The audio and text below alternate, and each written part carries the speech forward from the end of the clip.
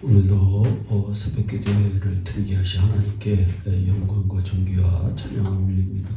우리 사도신경으로 신앙 고백하신 후에 찬송가 288장을 부르신 후 누가복음 6장의 말씀을 읽으신 다음 오늘 말씀을 듣도록 하겠습니다.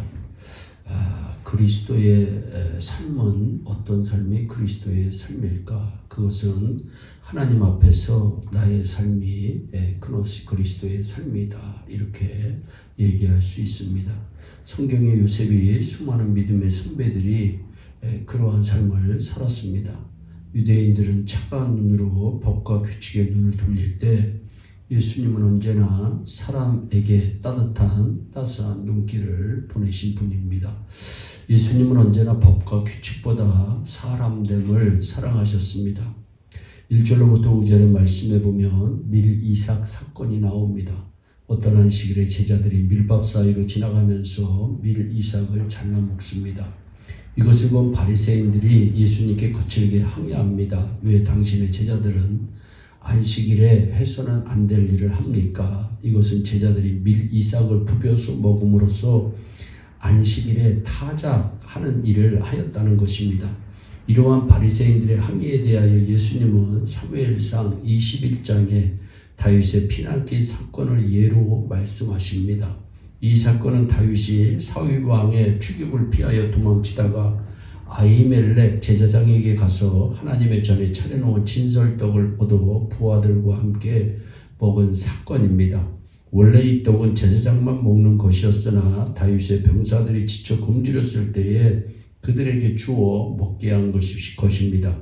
법규보다 사람의 생명을 우선으로 여겼던 구약의 말씀을 예수님께서 예로 든 것입니다.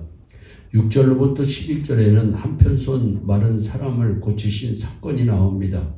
예수님께서 회당에 들어가셨을 때 한편 손이 마비가 된 사람을 보시고 공개적으로 예수님께서 고쳐주신 사건입니다. 예수님은 거침이 없으셨습니다.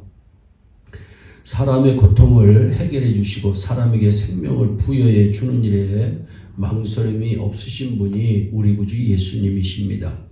예수님의 사랑에서 뿜어져 나오는 자연스러운 행동입니다. 안식일에 선을 행하는 것과 악을 행하는 것, 생명을 구하는 것과 죽이는 것, 어느 것이 옳으냐? 마가복음 3장 4절에 물으십니다. 천하보다 귀한 이 한 사람을 그 고통에서 풀어주는 것이 하나님의 뜻이라 말씀하시며 그 사람의 마비된 손을 고쳐주십니다.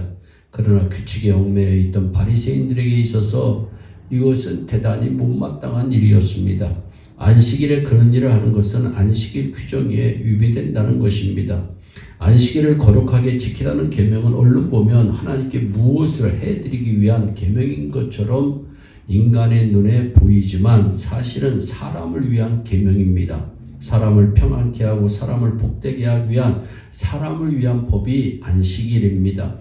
하나님의 창조의 섭리 속에서 인간은 7일에 한 번씩은 쉬어야 하고 특별히 하나님께 예배를 드려 영적인 풍성함을 가져야 한다는 겁니다. 자기 자신뿐 아니라 자기 집의 종들이나 일꾼들 심지어 짐승들도 일주일에 한 번씩 쉬라는 겁니다. 이것이 사랑의 계명입니다. 요즘 말로 하면 사회복지법인 것입니다. 그래서 예수님께서 말씀하십니다. 사람이 안식일을 위해 있는 것이 아니라 안식일이 사람을 위해 있는 것이다.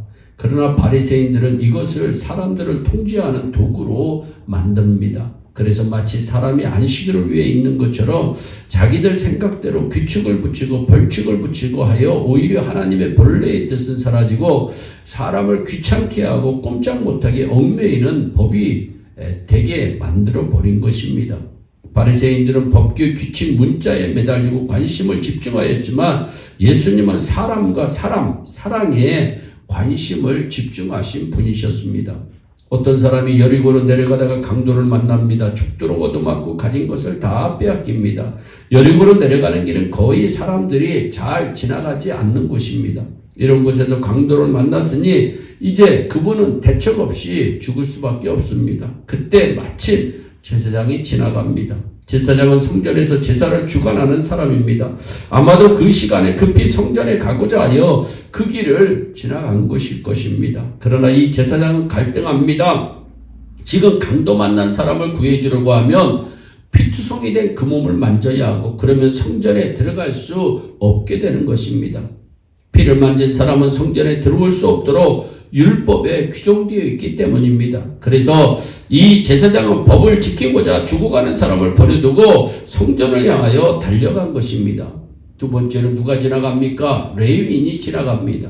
레위인은 제사장을 도와 제사드리는 일을 돕는 사람입니다. 이 사람도 생각하였을 것입니다. 자신도 강도 만날까 두렵기도 하였거니와 지금 이 사람을 구해주다가는 성전에 들어갈 수 없게 되므로 그냥 못 본 척 지나칩니다. 그러나 세 번째 사람, 이 사람은 당시에 별로 환영받지 못하는 사람입니다. 사마리아 사람입니다. 그러나 이 사람은 강도 만난 사람을 보자 곧 나귀에서 내려서 치료해주고 자기의 나귀에 이 사람을 태워 주막으로 데리고 가서 그 밤을 같이 보내고 이튿날 돈을 주며 이 사람을 주인하기 부탁까지 합니다. 이 이야기를 하신 예수님은 결론을 내립니다. 너도 가서 이와 같이 하라. 이와 같이 하는 것이 어떤 것입니까? 법이 아니라 사람을 보라는 겁니다. 최고의 법은 사랑의 법이라는 말씀입니다. 만약 어떤 사람이 나는 이제부터 하나님만 사랑하며 살겠다고 결심했다면 이 말의 뜻이 무엇인지 먼저 생각하고 행동하라는 것입니다. 이렇게 하나님을 사랑할 수 있겠습니까? 하나님께 많이 바치는 것이 하나님을 사랑하는 것입니까? 아닙니다. 이 말이 진실한 것이 되려면 그는 하나님의 피조물인 사람을 사랑하는 삶을 살아야 함을 먼저 생각하고 행하라는 것입니다. 우리가 존경하게 되는 사람이 어떤 사람입니까? 법을 잘하는 사람을 존경합니까? 아닙니다. 사랑이 풍성한 사람, 감사의 사람, 섬김의 사람을 사람들은 존경합니다. 그렇다면 바로 우리가 원하는 그리스도인의 모습이 이런 모습이 되어야 하지 않을까요? 우리의 믿음이 연륜이 쌓이고 우리의 믿음의 깊이를 더할수록 우리에게서 풍성해져야 하는 것이 무엇일까요? 하나님의 사랑, 사람 사랑의 믿음이라고 저는 믿어 의심하지를 않습니다. 이것이 참 그리스도인의 모습이다. 우리는 늘 생각해야 됩니다. 나는 바리새인과 같이 하나님을 섬기는 사람이 아닐까? 외식하는 모습으로 하나님을 섬기는 사람이 아닐까? 우리 주님은 사람에게 초점을 맞추면서 사랑하면서 살라고 우리에게 권면하고 있습니다. 이 세상에서 제일 된 여러분 이 계명이 무엇이라고 우리 주님 말씀하십니까? 하나님 사랑이라고 말씀하고 있습니다. 두 번째는 내 이웃을 내 몸과 같이 사랑하라고 우리 주님 말씀합니다. 이런 믿음을 갖는 그리스도인들이 늘어날 때에 이 세상은 점점 밝고 아름다운 그리스도인들로 가득 차게 될 것입니다. 이런 믿음으로 하나님께 영광 돌리는 예일의 성도들이 되시기를 주 예수 그리스도의 이름으로 축원합니다. 기도하겠습니다.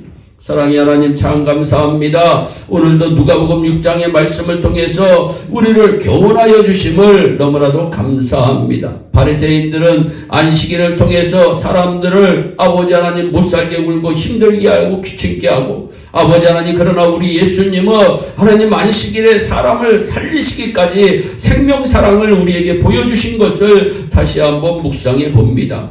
아버지 하나님이여 제사장도 아버지 하나님 여리고로 가다가 다친 사람을 지나가고 레인도 지나갔지만 사마리아 사람은 그 사람을 고치기 위해서 내리고 돌보아줌을 우리는 성경을 통해서 다시 한번 묵상해 봅니다. 하나님 우리 예일의 성도들이 늘 사랑 충만한 사람들이 되게 하여 주옵소서. 감사가 충만한 사람들이 되게 하여 주옵소서. 섬김이 충만한 사람들이 되어서 주님 오시는 그날에 잘했다 칭찬받고 이 세상에서도 존경받는 그리스도인으로 살아갈 수 있도록 복을 내려 주시옵소서. 감사하고 예수님의 이름으로 기도하옵나이다. 아멘. 우리 다 함께 주기도문으로 예배를 마치시고 각자 개인 기도하신 후에 오늘도 주 안에서 승리하는 복된 하루 되시기를 바랍니다. 감사합니다.